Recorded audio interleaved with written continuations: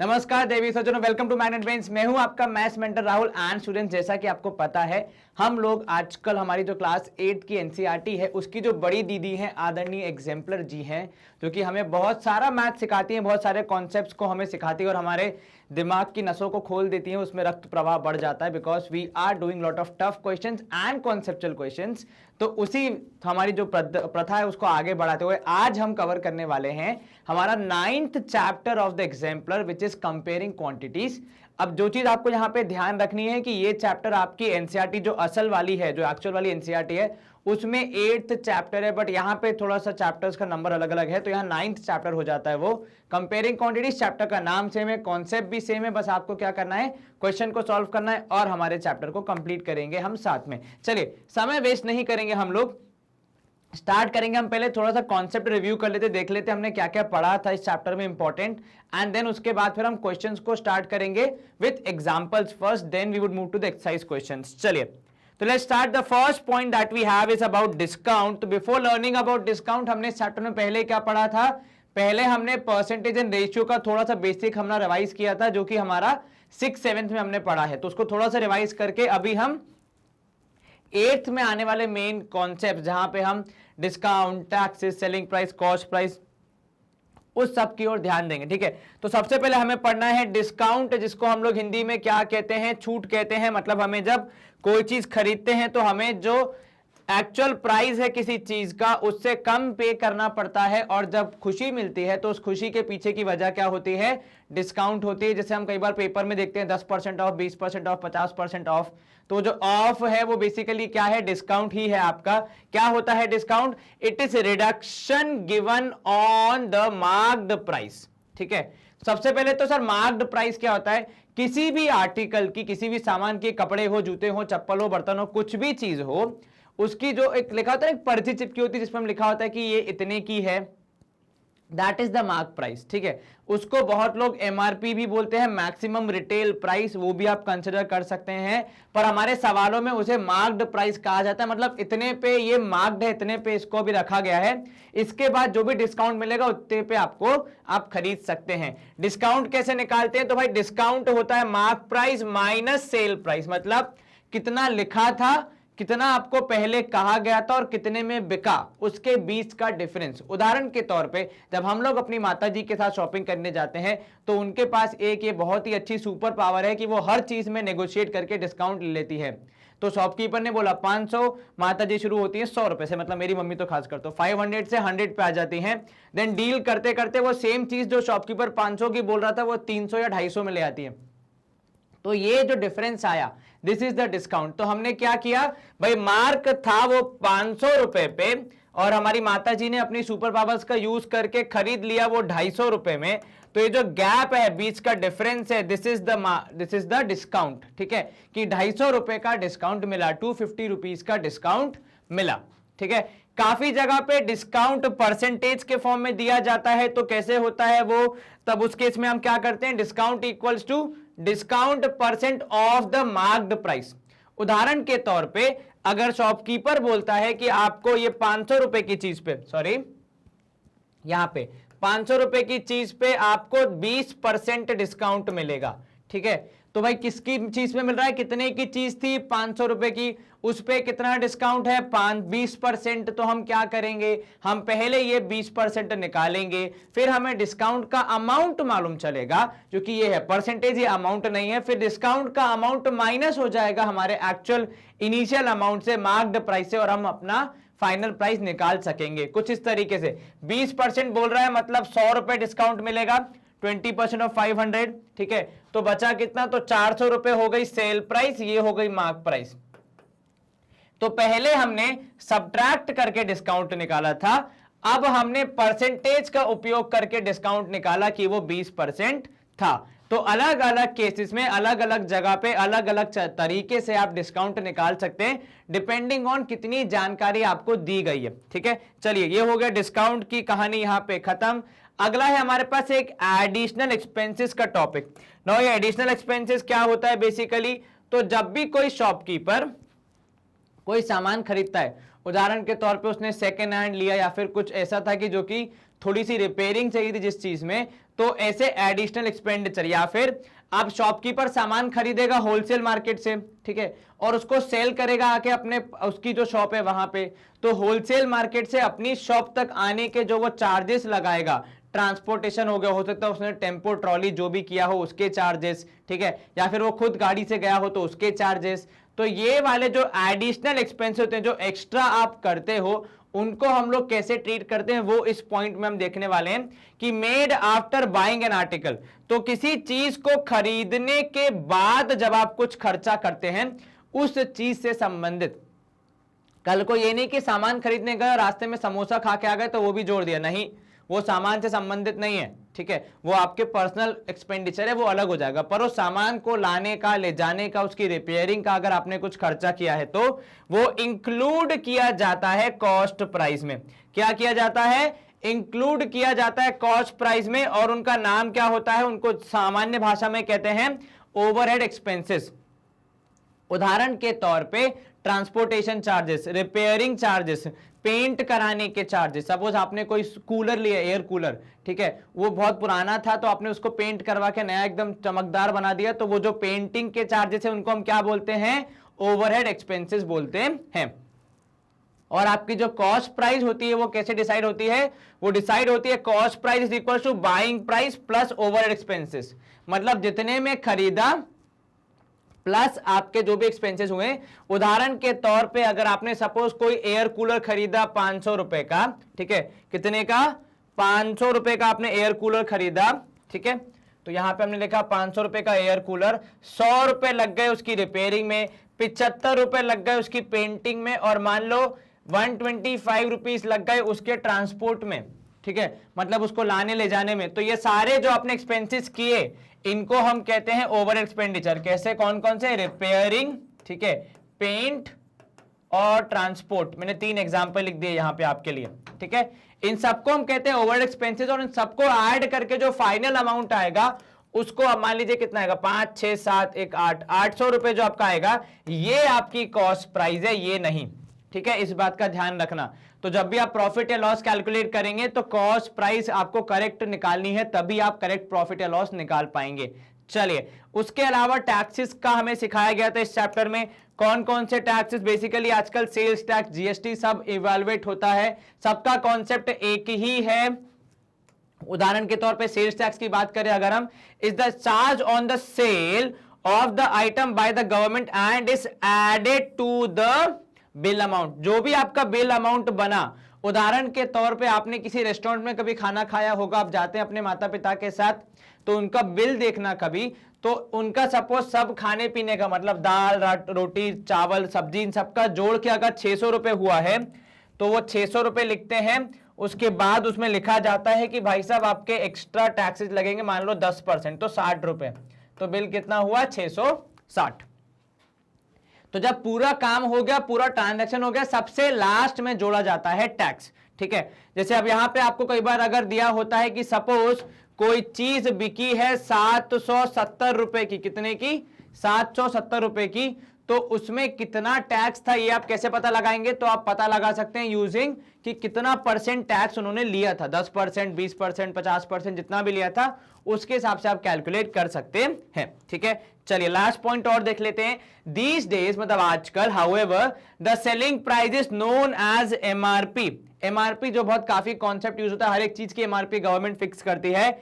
Include the tax known as value added tax. तो आजकल क्या होता है, जब भी आप किसी चीज की एमआरपी देखते हैं उसमें सारे टैक्स इंक्लूडेड होते हैं, ठीक है, इसलिए वो मैक्सिमम है। उससे ज्यादा पे यदि कोई दुकानदार आपको कुछ सामान बेचता है तो वो गैर कानूनी है, आप उसको मना कर सकते हैं कि नहीं ये गलत बात है, कृपया करके एमआरपी देखिए और मुझे या तो एमआरपी पे या उससे कम दाम पे आप चीजें बेचेंगे, उससे ज्यादा पे नहीं बेच सकते। ये था बाबा जी का ज्ञान, इसको आप चाहिए तो कहीं पे लिख के रख लो।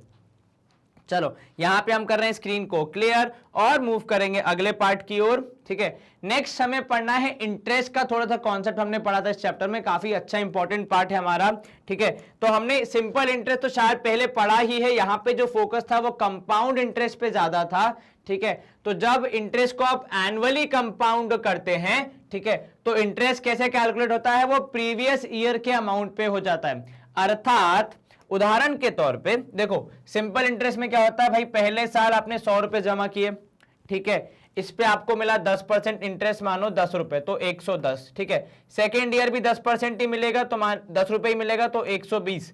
थर्ड ईयर भी मिलेगा 10 रुपए, तो 130। ये हो गया सिंपल इंटरेस्ट का फंडा कि हर साल फिक्स अमाउंट ही मिलेगा इंटरेस्ट के तौर पे, ठीक है। Now what is compound interest का फंडा? तो कंपाउंड इंटरेस्ट बोलता है कि आपने 100 रुपए जमा किए, ठीक है, उस पे आपको 10 रुपए इंटरेस्ट मिला पहले साल, तो आपका अमाउंट, क्या बोला मैंने, आपका अमाउंट 110 हो गया। तो जब मेरा अमाउंट, मतलब आपका मतलब हमारा और आपका अमाउंट 110 रुपए हो गया, तो हमारा जो इंटरेस्ट है वो 110 पे लगना चाहिए कि नहीं? हाँ सर, वाजिब बात है भाई, 10 रुपए हमारे हैं तो उस पे भी इंटरेस्ट तो लगना चाहिए ना। तो जब 110 पे इंटरेस्ट लगाएंगे तो 11 रुपए आएगा, तो हो जाएगा 121। अब ये 121 रुपए आपके हैं, ठीक है। सर इसको विड्रॉ कैसे करना है? विड्रॉ नहीं कर सकते, आपके मतलब एग्जांपल दे रहा हूं, सही में तुम्हारे नहीं है ना मेरे हैं, ये तो एग्जांपल है। चलो 121 रुपए का 10% कितना होगा? सर 12 रुपए और 1 पैसे, तो ये हो गया 133.1 रुपीज, ठीक है। तो इस तरीके से कंपाउंड इंटरेस्ट काम करता है कि हर साल इंटरेस्ट बढ़ता जाएगा, क्योंकि हर साल आपका जो प्रिंसिपल है वो क्या हो जाता है, बढ़ते जाता है, अमाउंट बढ़ते जाता है। तो वो जो पिछले साल का, पिछले वर्ष का अमाउंट था वो इस साल का प्रिंसिपल है। परंतु यहां पे क्या होता है, सिंपल इंटरेस्ट में फिक्स है कि भाई आपको फिक्स इंटरेस्ट ही मिलेगा पहले वर्ष के हिसाब से, ठीक है। चलिए, और अमाउंट निकालते कैसे? तो amount is equal to principal plus interest always. ये सिंपल इंटरेस्ट में भी था, कंपाउंड इंटरेस्ट में भी लागू होता है। The time period after which the interest is added each time to the new principal is called conversion period। अर्थात जैसे कि हम लोग पढ़ते हैं ना, एनुअली, हाफ ईयरली, क्वार्टरली, ठीक है। तो कन्वर्जन पीरियड होता है सिंपल भाषा में वो पीरियड जिसके बाद आपका इंटरेस्ट लगते जाएगा। एग्जाम्पल, जब आप कहते हैं कि आप एनुअली कंपाउंड कराएंगे, तो यहां आपका कन्वर्जन पीरियड है 1 साल, मतलब आपको इंटरेस्ट अभी मिला है, अभी मतलब अभी आपके अकाउंट में आ गया है, इसके बाद अगले साल मिलेगा आपको, ठीक है। तो आपका कन्वर्जन पीरियड कितना हो गया?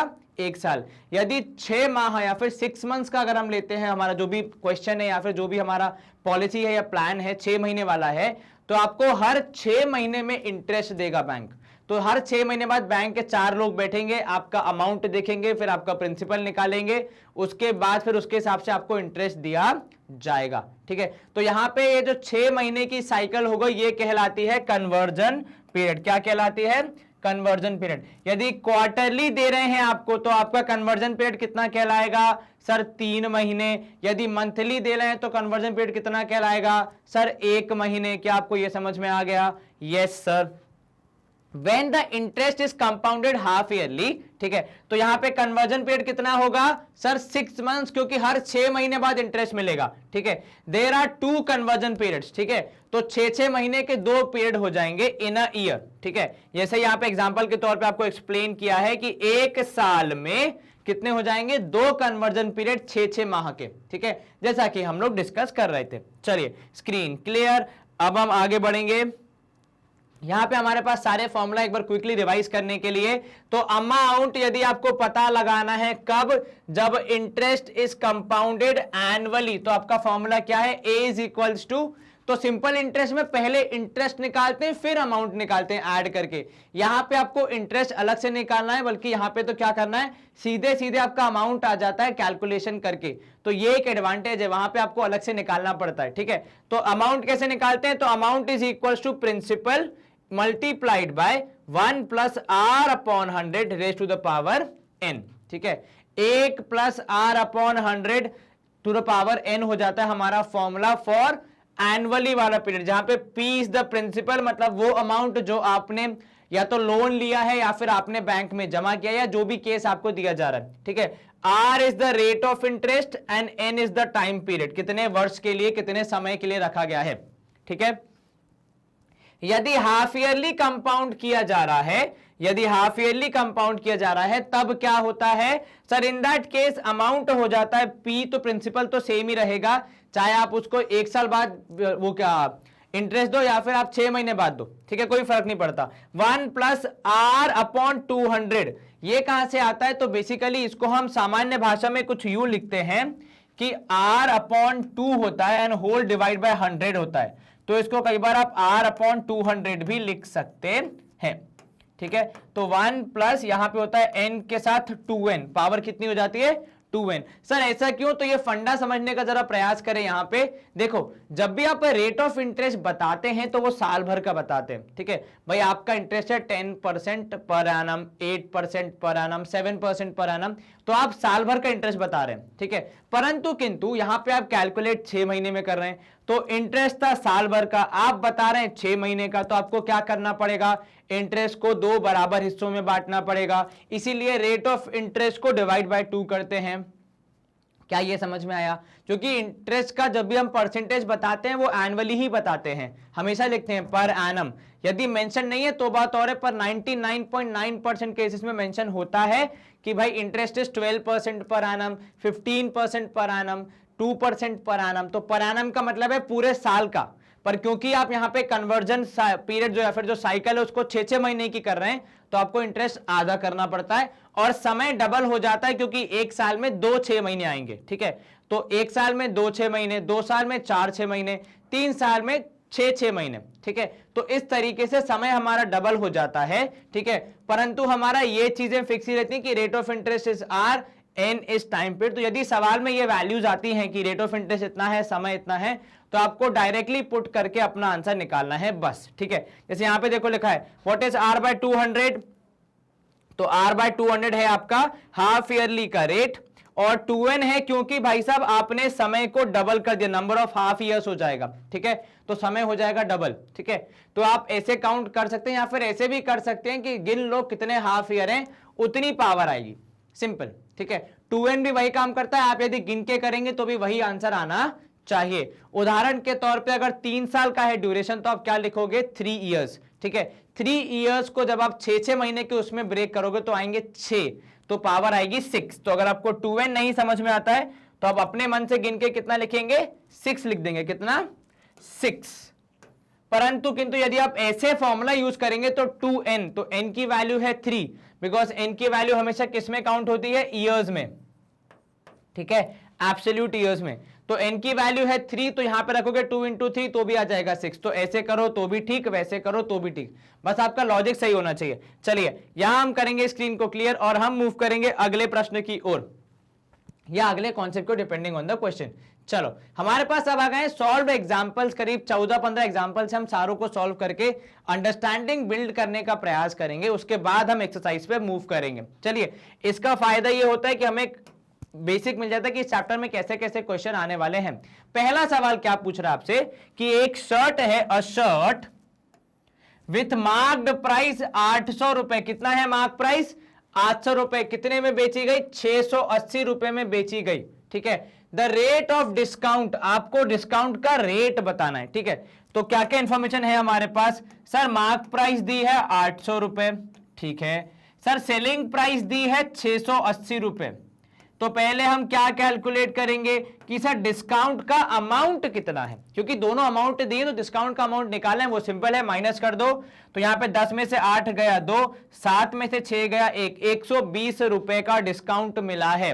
अब डिस्काउंट का परसेंट निकालना है, तो 120 डिवाइडेड बाय व्हाट, 800 या 680। पहले ये सोचो सर 680 से कर सकते हैं बिकॉज छोटा अमाउंट है तो ज्यादा डिस्काउंट मिलेगा, नहीं नहीं ये नहीं सोचना है, सोचो कौन किसके बाद आया। तो भाई पहले मार्क प्राइस था, उसमें डिस्काउंट लगा, फिर आया आपका सेलिंग प्राइस। तो मतलब भाई पहले कौन शुरू किया था, पूरा मामला किसने शुरू किया, मार्क प्राइस ने। तो कौन इंपॉर्टेंट है, मार्क प्राइस, और उसी पे हमारा इंटरेस्ट, हमारा जो डिस्काउंट है वो लगता है, इसलिए डिवाइड बाय 800 होना चाहिए। क्या आपको ये समझ में आया? यस सर, कहीं कोई शंका मन में? No sir. अब यहाँ पे देखो कैंसिल हो रहा है क्या, 0 0 कैंसिल, ये भी 0 0 कैंसिल, डिवाइड करो 8 से। सर 8 1 जा 8, बिल्कुल ठीक, 8 5 जा 40, तो 15% आना चाहिए हमारा डिस्काउंट। हम करेंगे हमारे ऑप्शन बी को मार्क कि 15% आ रहा है भैया डिस्काउंट, तो 15% हमारा जवाब है। इसी के साथ ये सवाल हमारा हो जाता है सॉल्व। हम मूव करेंगे अगले प्रश्न की ओर। सवाल क्रमांक 2 है हमारा एग्जाम्पल 2 की इफ 7/3% ऑफ अ नंबर, कितना बोल रहा है 7/3% of a number is 42, then the number is, आपको नंबर के बारे में पता करना है। यदि उसका 7/3% है x, क्या आपको नंबर पता है? नहीं सर, वही तो पता करना है। तो ठीक है, हमने मान लिया let the number be x, let the number be, क्या बोला हमने, x। आप क्या करेंगे, हम कैसे निकालते हैं किसी भी नंबर का कितना भी परसेंट? सर 7/3% बोल रहा है, 7/3%, जो आपका बोलने का तरीका है उसी को लिख दो। 7/3 लाइन जो है ये डिवीजन की लाइन है, वो क्या बोल रही है, पर को रिप्रेजेंट कर रही है, परसेंट जैसे हम लिखते हैं ना किलोमीटर पर आवर, तो 7/3% मतलब 7/3/100 इंटू किसका निकालना है, नंबर x का, जो कि है बराबर किसके, 42 के। क्या आपको ये समझ में आया? Yes sir. अभी 7/3 एज इट इज है इंटू x है, यहां पे 100 जो डिवाइड कर रहा है इसको मैं साइड चेंज करके भेजूंगा तो वो क्या करेगा सर, मल्टीप्लाई करेगा। तो क्या मैं इसको 4200 लिख दूं? यस सर, बिल्कुल लिख दीजिए। x की वैल्यू कितनी आएगी सर, 4200, यहां पे 3 कर रहा है डिवाइड, क्योंकि हमने 7/3 इज अ फ्रैक्शन राइट, तो हम इसको ऐसे लिख सकते हैं 7/3। अब तो यहां पे कर रहा है 3 डिवाइड, तो साइड चेंज करेगा तो मल्टीप्लाई, और 7 जो कर रहा है वहां पे मल्टीप्लीकेशन ऊपर है वो आ जाएगा नीचे, क्योंकि जब आप इक्वल टू के उस तरफ भेजते हैं तो आपका जो साइन होता है वो अपोजिट हो जाता है। जो मल्टीप्लीकेशन कर रहा है वो डिवीजन करेगा, जो डिवीजन कर रहा है वो मल्टीप्लीकेशन करेगा। ठीक है, तो अब x की वैल्यू निकालना कोई दिक्कत नहीं है। नहीं सर, 7 6 42 तो 600, तो x की वैल्यू आनी चाहिए 600 इंटू 3, अर्थात 1800 रुपए होना चाहिए हमारा असल नंबर, जो कि है option C, 1800 is the answer. क्या आपको यह समझ में आया? यस सर, कहीं कोई शंका तो नहीं मन में? No sir. चलिए हम करेंगे स्क्रीन को क्लियर और मूव करेंगे अगले प्रश्न की ओर। एग्जाम्पल क्रमांक 3 क्या पूछ रहा है हमसे कि यदि cost price of 10 shirts, cost price of 10 shirts is equal to selling price of 8 shirts. ठीक है, then which of the following is the true for transaction? ठीक है, अब आपसे क्या बोल रहा है कि आपने क्या बोल रहा है, कॉस्ट प्राइस ऑफ 10 shirts। ठीक है, कॉस्ट प्राइस ऑफ 10 shirts कितनी है, is equal to selling price of 8। मतलब जितने में आपको 10 शर्ट मिलती हैं उतने ही पैसों में आपने 8 शर्टों को बेच दिया। अब अगर मुझे थोड़ा सोचना है तो मैं क्या करूंगा, यहां ध्यान देना, मुझे जब भी आपको कंपेयर करना है कि प्रॉफिट हुआ या लॉस हुआ, तो पहले दोनों साइड बराबर होनी चाहिए। अर्थात यदि यहां पे 10 शर्ट की बात हो रही है तो यहां पे भी 10 शर्ट की बात होनी चाहिए, या फिर यदि यहां पे 8 शर्टों की बात हो रही है तो यहां पे भी 8 शर्टों की बात होनी चाहिए। और ऐसा करने के लिए हमें क्या निकालना पड़ेगा, एक शर्ट की प्राइस, कॉस्ट प्राइस और सेलिंग प्राइस भी। और जैसा कि मैं देख पा रहा हूं यहां पे नंबर्स हैं 10 और 8। ठीक है, मैं एक ऐसा नंबर चूज करूंगा जो कि दोनों से डिवाइड हो जाए। ठीक है, उदाहरण के तौर पे मैं चूज करता हूं नंबर 40। ठीक है, 14 का क्या है, एलसीएम है, तो 14 का एलसीएम है जो कि दोनों से डिविजिबल है। ठीक है, तो मैंने मान लिया कि भाई इसकी जो वैल्यू है, इन दोनों की जो वैल्यू है उसका 40, 80, 120 कुछ भी ले सकते हैं, इन एनी केस आपका जवाब सेम ही आएगा। ठीक है, तो मैंने मान लिया कितने की है, ये 40 रुपए की है। इससे मुझे क्या मिला, इससे मुझे मिला CP of 1 shirt, cost price of 1 shirt is कितना, इज 40 डिवाइड बाय 10 अर्थात 4 रुपीज। ठीक है, क्या किया मैंने एक प्राइस अज्यूम कर लिया। सर 50, 60, 70 क्यों नहीं, क्योंकि डिवाइड करने में दिक्कत आ सकती है और आपको आपकी समस्याएं कम करनी, जीवन में बढ़ानी नहीं है। तो आप चाहें तो 40 ले लें, 80 ले लें, 160 ले लें, ऐसा नंबर लें जो कि दोनों से डिविजिबल हो जाए। ठीक है, इसके बाद फिर आप लेंगे सेलिंग प्राइस ऑफ 1 शर्ट। ठीक है, वो कितनी आएगी, तो sir selling price of 1 shirt होगी 40/8 अर्थात 5 रुपए। ठीक है, अब हम प्रॉफिट या लॉस निकाल सकते हैं क्योंकि अब बात हो रही है एक ही शर्ट की। ठीक है, तो जब दोनों तराजू आपस के बराबर हैं तब आप कंपेयर कर सकते हो कि हाँ अब कौन ज्यादा है। ठीक है, जब तक दोनों में अलग अलग क्वांटिटीज होंगी तब तक आप कंपैरिजन नहीं कर सकते। ठीक है, अब देखो यहां पे क्योंकि एसपी ज्यादा है तो सीपी कम है, तो क्या हो जाएगा सर, ये तो प्रॉफिट वाली सिचुएशन है। ठीक है, प्रॉफिट कितना कैसे निकालते हैं सर, पहले दोनों का गैप निकालेंगे, तो गैप है दोनों का, 5 में से 4 गया तो 1। ठीक है, तो प्रॉफिट परसेंट कितना हो जाएगा सर जितना भी प्रॉफिट है upon cost price into 100।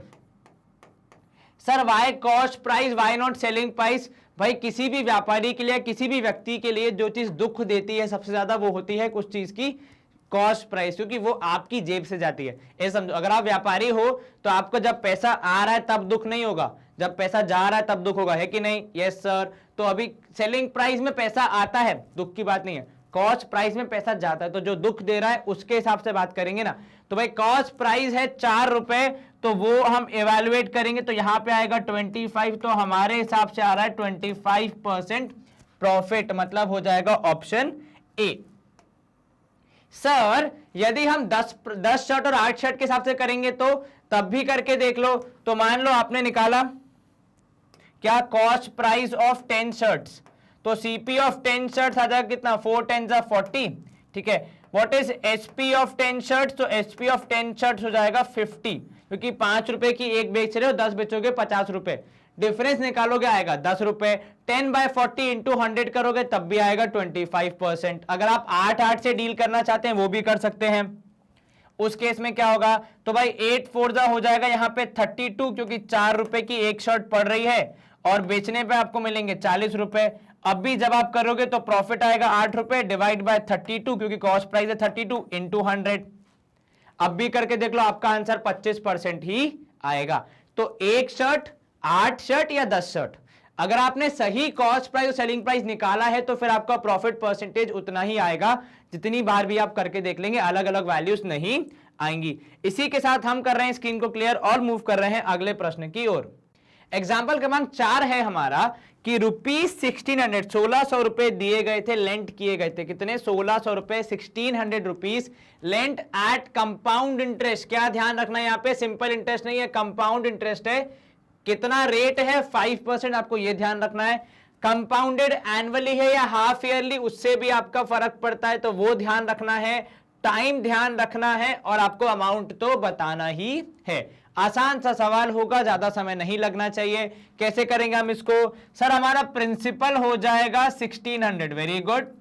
Sir rate of interest है 5%, very good. What is the time, sir time या फिर टी है यहाँ पे, एन भी जिसको हम लिखते हैं एन इज 1, क्योंकि 1 साल की बात हो रही है। अब हमने जो फॉर्मूला पढ़ा है किसका, अमाउंट का इन हाफ ईयरली होता है P into 1 plus R upon 2 whole upon 100, ऐसा भी लिखते हैं कुछ लोग इसको r/200 भी लिखते हैं, which ever you find comfortable. r/2 upon 100 लिखो या r/2 अपॉन 200 लिखो, एक ही बात है। तो या r/2 अपॉन 100 या फिर r/200, जो भी लिखेंगे आप, आपकी मर्जी है। यहां पे आएगा 2n। बहुत लोग कंफ्यूज होते हैं कि सर n की वैल्यू 1 पुट करनी है कि 2, क्योंकि यहां पे बात 1 वर्ष की हो रही है तो आप n की वैल्यू 1 ही पुट करेंगे। फॉर्मूला ऐसा बनाया गया है कि वो ऑटोमेटिकली आपको एडजस्ट कर देगा हाफ ईयरली के हिसाब से, तो आपको टेंशन लेने की जरूरत नहीं है। यहां पे अगर होता 2 इयर्स तो आप n की वैल्यू 2 पुट करते, यहां पे अगर होता 1.5 ईयर तो आप n की वैल्यू 3/2 पुट करते, यहां पे अगर होता 2.5 ईयर तो आप m की वैल्यू 5/2 पुट करते।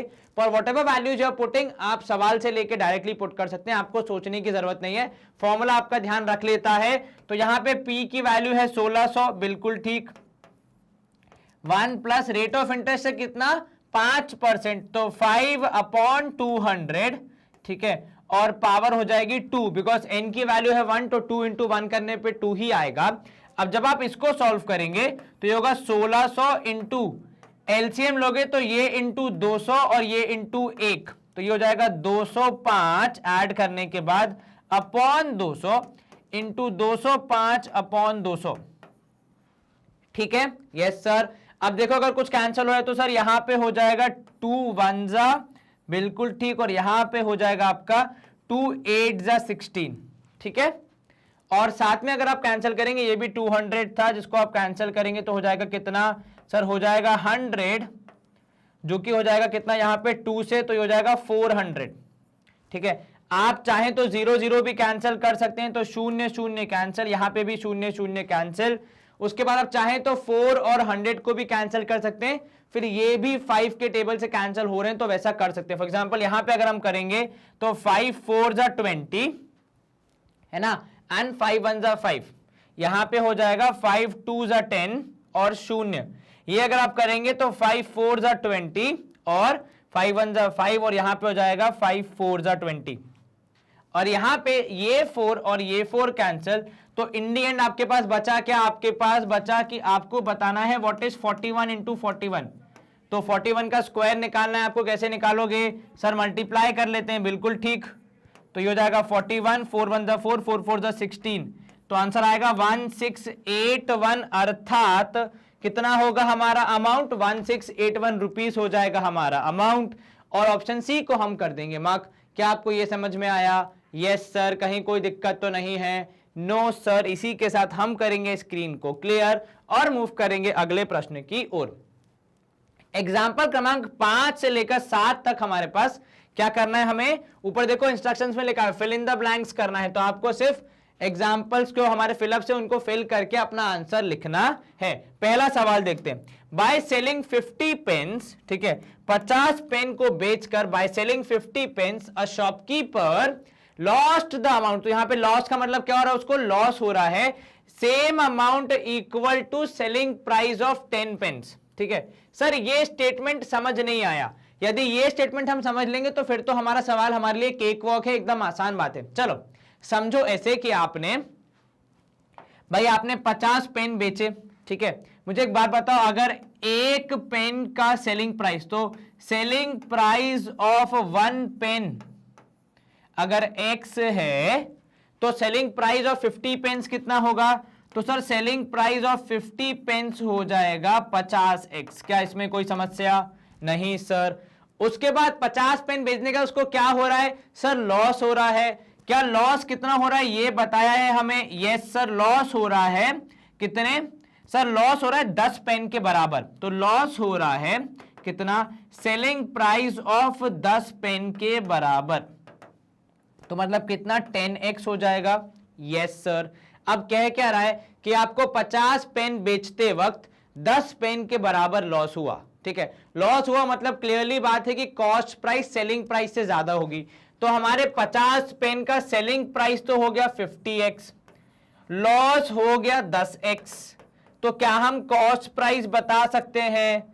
सर कॉस्ट प्राइस होगा इन दोनों का एडिशन, क्योंकि हमने जो फॉर्मूला पढ़ा है उसमें हम देखते हैं कि loss is equals to cost price minus selling price, तो जब हमें कॉस्ट प्राइस चाहिए तो ये माइनस को इस तरफ भेजना पड़ेगा, तो वो हो जाएगा प्लस, तो इन दोनों को ऐड करके हम निकालेंगे कितनी, cost price which is 60x। अब यहां समझना कि 60x में बेचना था, ठीक है, 60x में सॉरी खरीदा था, तो शॉपकीपर अगर मैं हूं तो मैंने 60x रुपीस पे करके पेन्स को खरीदा था, पर उनको बेचा मैंने कितने में, 50x में, तो ये जो गैप है ये क्या है भाई, 60 में खरीद के 50 में बेचोगे तो गलत बात है ना, नुकसान हो जाएगा ना, और कितने का नुकसान है, 10 रुपए का, तो ये 10 जो हमने दिखाया वो किसके फॉर्म में दिखाया, पेन के फॉर्म में दिखाया कि 10 पेन का नुकसान है, ठीक है। चलिए अब आपको क्या निकालना है, आपको लॉस का परसेंट निकाल के बताना है। क्या निकाल के बताना है, लॉस का परसेंट। अब लॉस का परसेंट कैसे निकलेगा सर, जितना लॉस हुआ होल डिवाइडेड बाय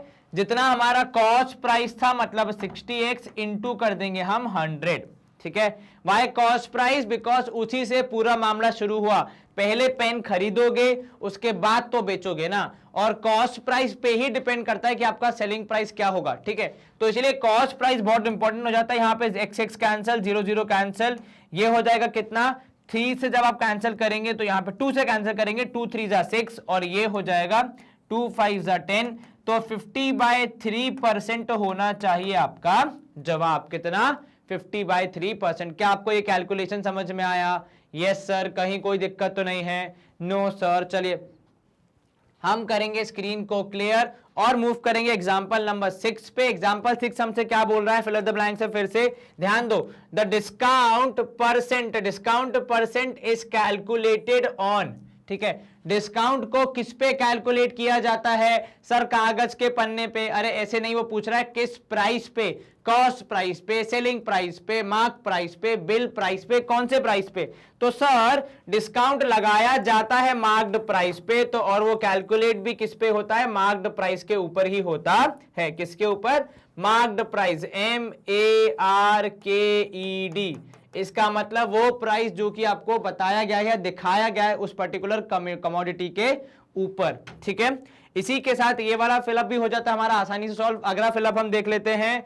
एग्जाम्पल 7 हमसे क्या पूछ रहा है, आमना ने परचेज किया, क्या परचेज किया, एक टॉय। ठीक है, कितने का, 660 रुपए का, जिसमें आपका टैक्स भी इंक्लूडेड है। क्या है, इंक्लूडिंग सेल्स टैक्स। तो आपका सेल्स टैक्स भी इंक्लूडेड है। यदि rate of sales tax is 10%, यदि सेल्स टैक्स का रेट है 10%, आपको बताना है कि सेलिंग प्राइस कितना था।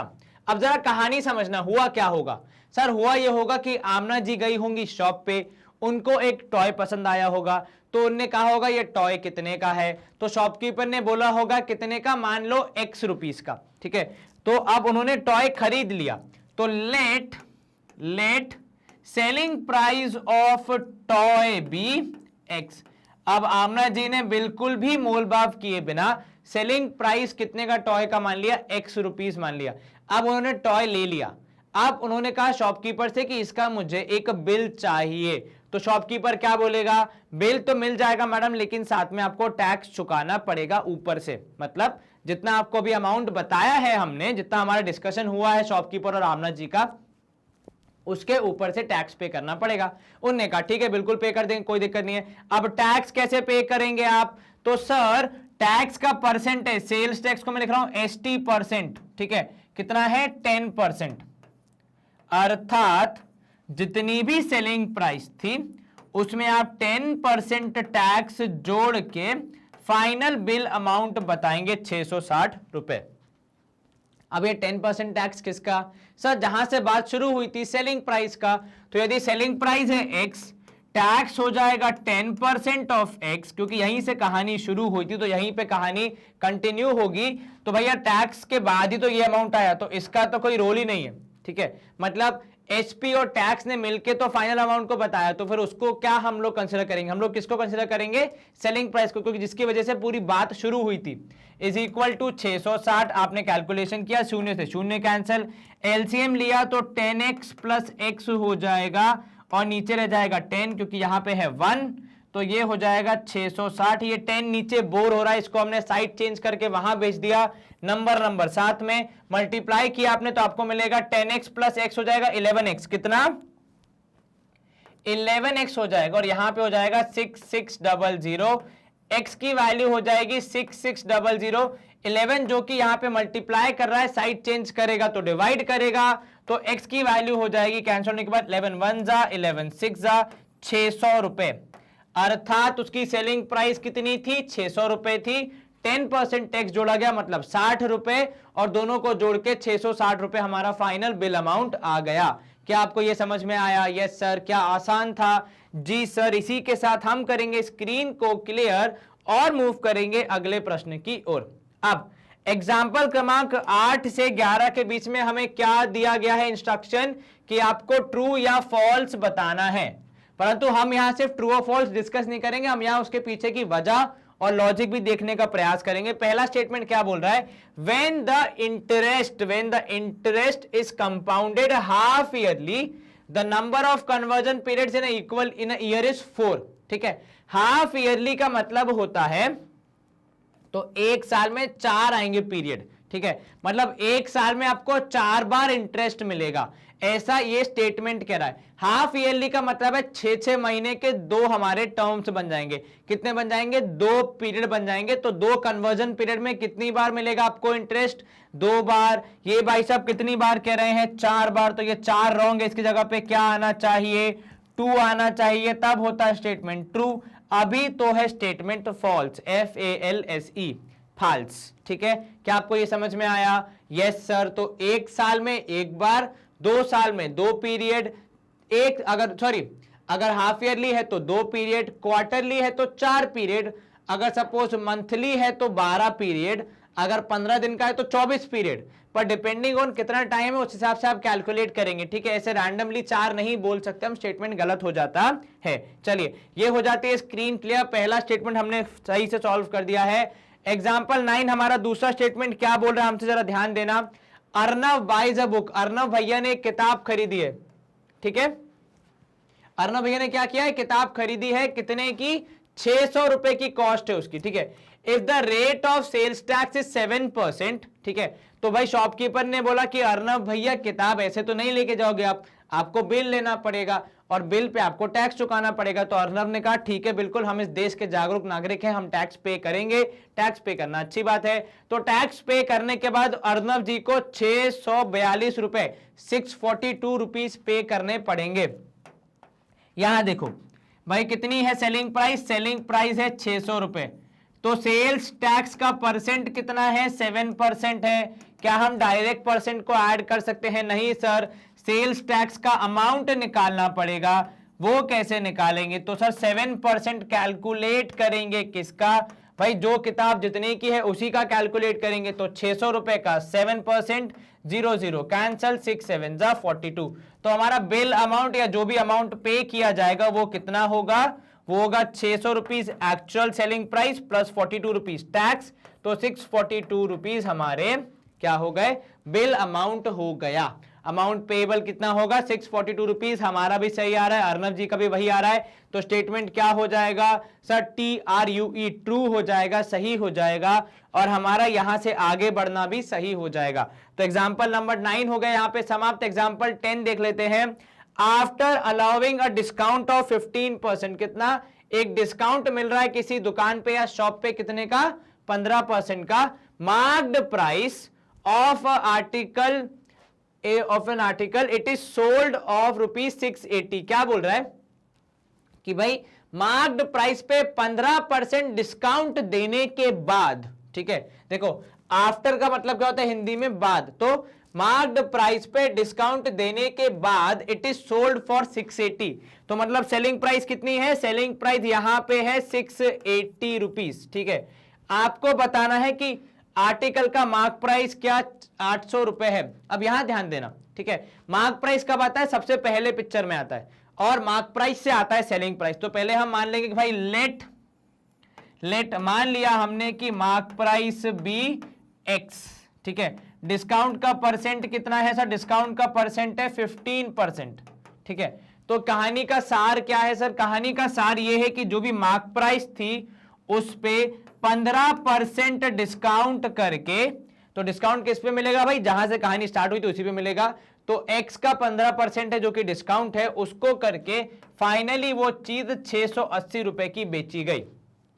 हम देखते हैं क्या ऐसा पॉसिबल है, क्या ये इक्वेशन सही साबित होती है, क्या हमें x की कोई वैल्यू मिलती है। चलिए यहां ध्यान देना, तो x माइनस 15% को कैसे लिखते हैं, तो 15/100 इंटू एक्स, ऐसा ही लिखेंगे, yes sir, and this should be equal to कितना सर, 680 रुपीज। अब यहां ध्यान देना, आप लेंगे एलसीएम, तो 100x minus 15x would be equal to, या would be upon 100 would be equal to 680। क्या इसमें कोई शंका, नहीं सर। अब आपको क्या मिलेगा सर, ये 100 वहां जाएगा तो मल्टीप्लाई हो जाएगा, और 100 में से 15 माइनस किया तो 85x इक्वल्स टू कितना हो जाएगा, 68000। तो x की वैल्यू कितनी, तो sir 68000 whole divide by 85, whole divide by 85। ये कैसे आया सर, 85 यहां पे मल्टीप्लीकेशन में था, साइड चेंज करेगा तो डिवाइड करेगा।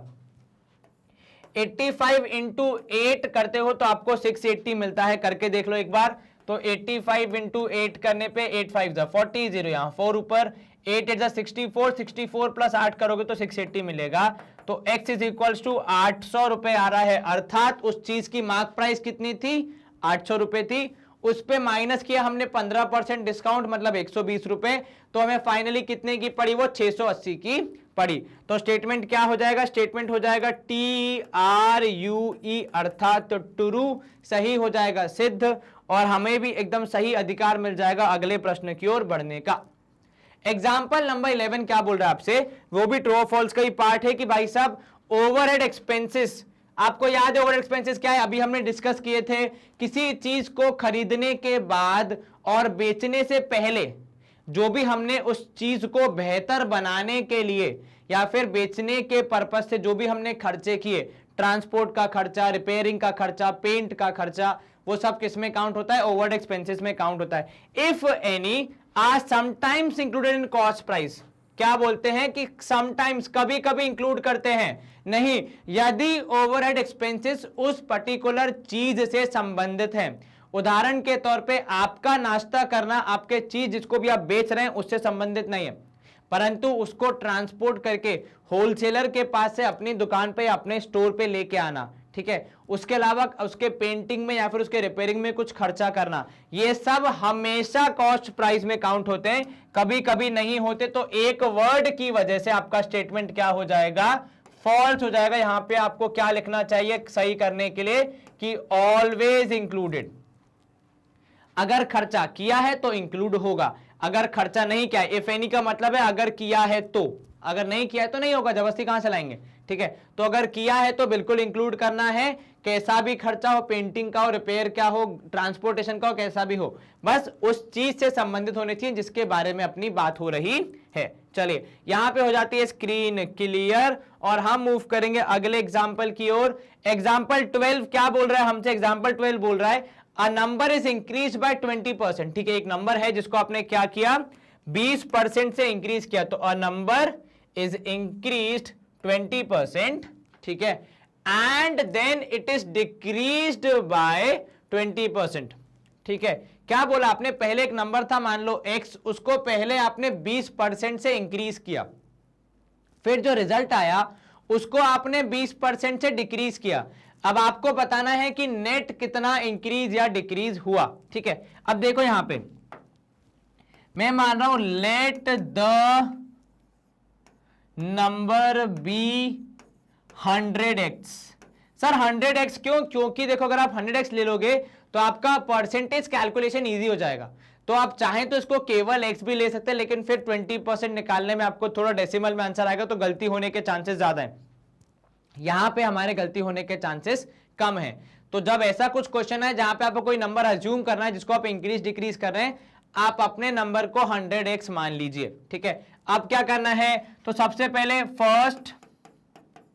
फर्स्ट क्या हुआ है सर, फर्स्ट इंक्रीज हुआ है, क्या हुआ है, इंक्रीज बाय कितना, इंक्रीज बाय 20%, ठीक है। मतलब पहले था आपका 100x, ठीक है, उसका हम निकालेंगे 20%, तो 20% और जितना भी आएगा वो उसमें इंक्रीज कर देंगे, मतलब ऐड कर देंगे। तो यहां देखो शून्य से शून्य कैंसिल, कैलकुलेशन हो गया आसान, तो आपका जवाब हो गया 20x, ठीक है।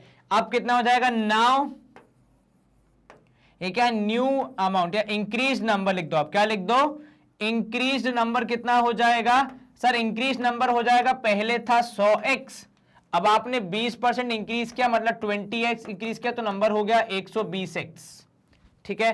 अब क्या बोल रहा है वो, ठीक है, अब क्या बोल रहा है, सेकंड हमने क्या किया है, सेकंड इसी नंबर को डिक्रीज किया है, कितना, 20%, तो डिक्रीज कितना किया है, डिक्रीज बाय 20%, तो पहले 20% निकालना पड़ेगा हमारे नंबर का, तो 120 था, ठीक है, उसका कितना निकालेंगे 20%, क्योंकि 20% से डिक्रीज किया है, तो पहले हम निकालेंगे अमाउंट में कि एक्चुअल अमाउंट में कितना हुआ, परसेंटेज में तो हमें दिया ही है, तो उसको हम लोग डील कैसे करेंगे, एक्चुअल अमाउंट निकाल के, तो शून्य शून्य कैंसिल, यहां भी शून्य शून्य कैंसिल, 12 टू जा 24x से डिक्रीज करना पड़ेगा। तो अब नाउ फाइनल डिक्रीज नंबर कितना हो जाएगा,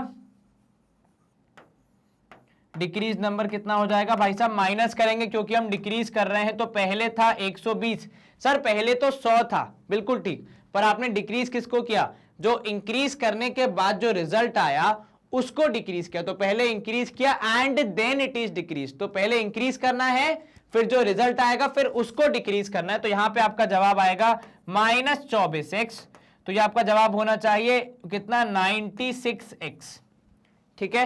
अब आपको क्या पूछ रहा है, आपको बताओ फाइंड द नेट इंक्रीज और डिक्रीज परसेंट, तो अब ये बताओ फाइनली कितना इंक्रीज डिक्रीज हुआ, सर फाइनली मतलब रिजल्ट में हम ये देख रहे हैं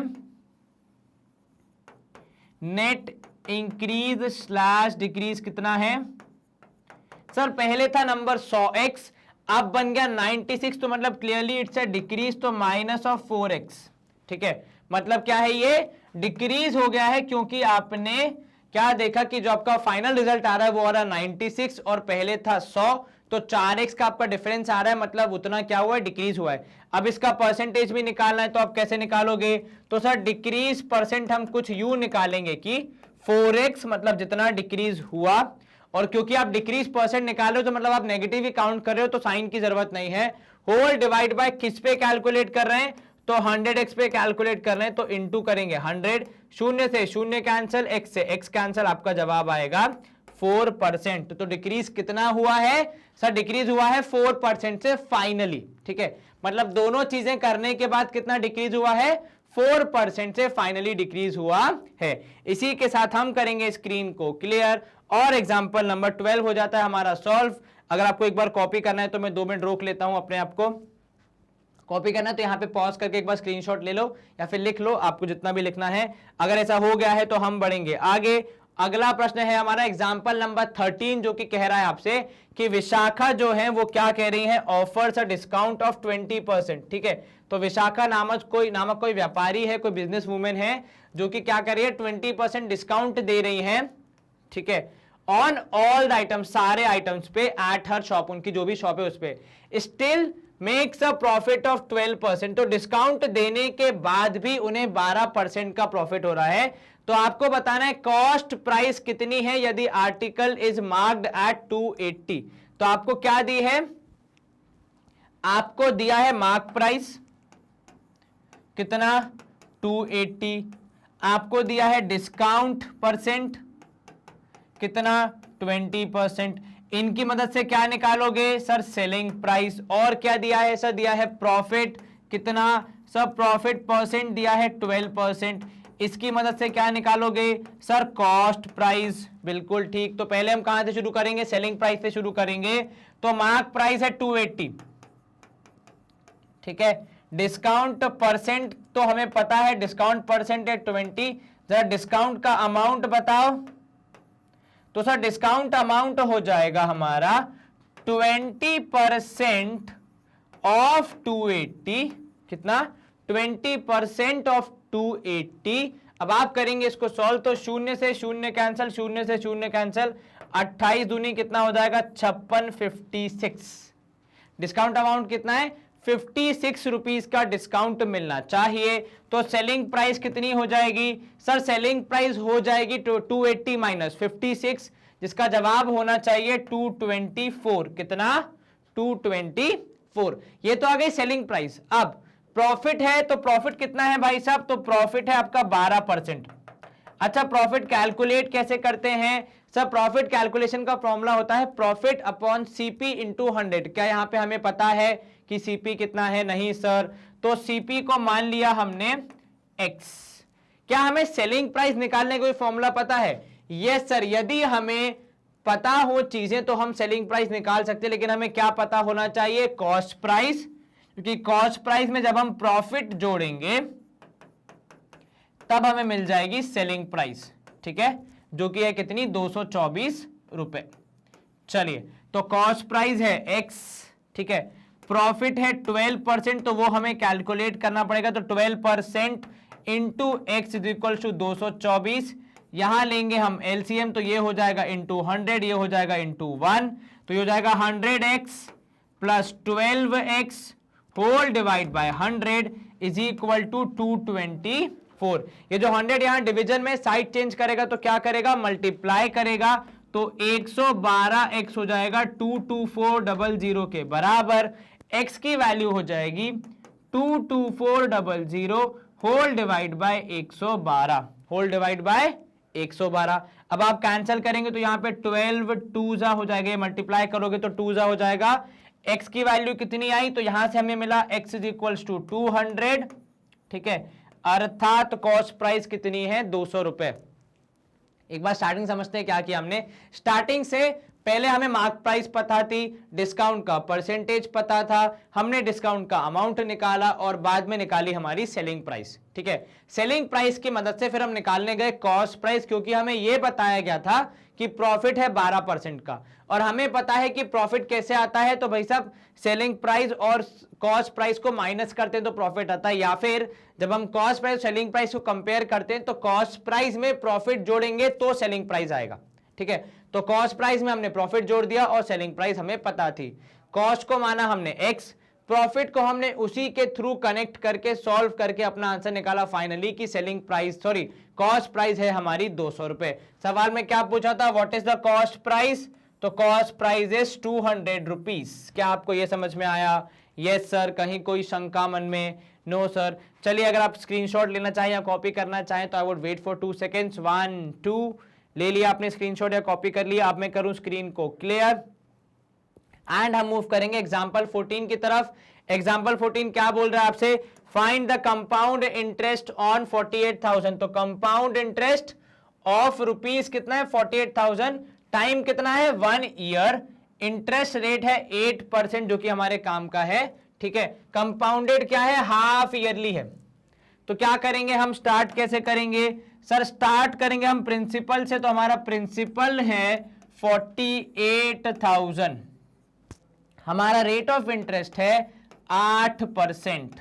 ठीक है, हमारा टाइम पीरियड है या फिर एन की वैल्यू है कितना 1 ईयर, कंपाउंडेड हाफ ईयरली है। तो फॉर्मूला क्या हो जाएगा, तो A equals to P into 1 plus R by 2 whole divide by 100 या फिर R बाय 200 भी आप लिख सकते हैं, whole to the power 2n, timing double हो जाती है। तो A की वैल्यू कैसे निकालेंगे, तो प्रिंसिपल है हमारा 48,000, 1 प्लस R की वैल्यू कितनी है 8 डिवाइड बाय 2 करोगे तो आएगा 4 बाय 100 या फिर आप इसको 8 बाय 200 भी लिख सकते हैं। एनी केस कैलकुलेशन सेम ही होगा, आप कैंसिल कर सकते हैं, बात बराबर रहेगी। n की वैल्यू हो जाएगी 2 इंटू 1 अर्थात 2, तो 2 इंटू 1 करने पे कितना आएगा 2 आएगा। तो यहां पे आप लिख देंगे 2 एंड देन आप क्या करेंगे, इसके बाद आप करेंगे इसको सॉल्व। तो ये हो जाएगा 48,000, ठीक है, इंटू 100 प्लस 4 हो जाएगा 104 इंटू 104 मतलब पावर 2 है, अपॉन 100। पहले आपने लिया एलसीएम फिर आपने किया एडिशन। अब ये कितना हो जाएगा, जरा कैंसिल करके सॉल्व करके बताओ। तो 1 2 शून्य कैंसिल, 1 शून्य ये कैंसिल, आपको मिलेगा 48 into 104 into 104 whole divide by 10। मैं 10 से कैंसिल नहीं कर रहा बिकॉज 10 से कैंसिल करने पे 5 आएगा, फिर 5 से डिवाइड करना पड़ेगा, थोड़ा टफ हो जाएगा हमारे लिए मामला। 10 से डिवाइड करना आसान है, सिर्फ एक डेसिमल लगाना है। आप क्या कर सकते हैं, पहले 104 का स्क्वायर निकाल सकते हैं। कैसे सर, 100 प्लस 4 का स्क्वायर करना आसान है, तो वो करके आप निकाल सकते हैं। ये हो जाएगा बेसिकली कितना 1 2 3 4, ठीक है, 4 का स्क्वायर 16, ये हो जाएगा फिर 4 2 8, तो यहाँ पे हो जाएगा 800, मोस्ट प्रोबेबली तो हो जाएगा 10816। इसमें जब आप 48 मल्टीप्लाई करेंगे तो आपको मिलना चाहिए 519168 होल डिवाइड बाय 10। तो डेसिमल लगने के बाद हमारा फाइनल अमाउंट कितना आ जाएगा सर, डेसिमल लगने के बाद फाइनल अमाउंट आएगा A इज इक्वल्स टू 59,000 कितना 51,916, तो ये हो जाएगा 51,916.8, ठीक है। और आपने शुरू कहां से किया था, तो आपने प्रिंसिपल शुरू किया था 48,000 से, और इन दोनों को हम करेंगे माइनस, क्योंकि हमें क्या निकालना है, केवल कंपाउंड इंटरेस्ट निकालना है। तो सीआई निकालने के लिए दोनों को माइनस कर देंगे, क्योंकि दोनों का गैप ही तो कंपाउंड इंटरेस्ट है। तो यहां हो जाएगा 0.8, यहां हो जाएगा 916, इधर पे आ जाएगा आपके पास 11 में से 8 गया तो 3, तो 3,916 रुपए और 80 पैसे होगा हमारा कंपाउंड इंटरेस्ट। क्या आपको यह समझ में आया? Yes sir. थोड़ा कैलकुलेशंस में पेन है, थोड़ा कैलकुलेशंस टफ है, आई अंडरस्टैंड, बट देन आपके लिए एक सजेशन है, यदि एग्जाम में ऐसा कोई सवाल आता है तो पहले यहां तक लिख के आप बाकी सारे सवालों को सॉल्व करने की ओर आगे बढ़ जाएं, और इन कैलकुलेशंस को पूरा पेपर होने के बाद जब आपके पास लास्ट में आधा घंटा या 15 मिनट बचेंगे तब करने का प्रयास करें, आपका समय बचेगा, अन्यथा गलती होने के चांसेस ज्यादा हैं। चलिए, तो हमारा कंपाउंड इंटरेस्ट आया 3,916 रुपए। इसी के साथ ये सवाल होता है हमारा सॉल्व। अगर आपको कॉपी करना है तो I am giving you 2 minutes, let me step aside like this. चलो, if you have to copy take screenshot, और आपको कॉपी करना है तो यहाँ पे पॉज करके कर सकते हैं। हम करेंगे स्क्रीन को क्लियर अब और मूव करेंगे अगले पड़ाव की ओर। अगला पड़ाव हमारा बेसिकली आपके लिए बहुत इंपॉर्टेंट जानकारी है। क्या है ये जानकारी? ये जानकारी हमारी मैग्नेट ब्रेन्स की वेबसाइट के बारे में, जो कि आपको अलग अलग क्लासेस का कंटेंट एक ही प्लेटफॉर्म पे प्रोवाइड कराता है। आप जिस भी क्लास में पढ़ते हैं या जिस भी क्लास के बारे में पढ़ना चाहते हैं उसके टैब पे क्लिक कीजिए। कुछ इस तरीके से आपको हर एक टैब के अंदर अलग अलग चीजें मिलती है। एग्जाम्पल, अगर आप एग्जाम्पलर पढ़ना चाहते हैं तो आपको यहाँ पे लगभग हर एक क्लास की एग्जाम्पलर यहाँ पे मिल जाती है, मैथ साइंस दोनों की। आप जिसको भी पढ़ना चाहें वॉच नाउ के टैब पे क्लिक करके उस पर्टिकुलर क्लास के एग्जाम्पलर के बारे में देख सकते हैं कि यहाँ पे कौन कौन से चैप्टर्स हैं, किस तरीके से उस चैप्टर्स के अंदर हमने सेशन बनाए हैं। जैसे यहाँ पे लिखा है 2 लेक्चर, मतलब इस चैप्टर में 2 सेशंस हैं। अब जब आप इन चैप्टर्स की लिस्ट खोलते हैं तो आपको मिल जाता है कि कितने सेशंस हैं, किस टाइप के सेशन है, एमसीक्यू है या फिर लॉन्ग पूरा सेशन है, एक पर्टिकुलर रिवीजन का 1 शॉट रिवीजन है। जो भी आप करना चाहें आपको आसानी से मिल जाता है।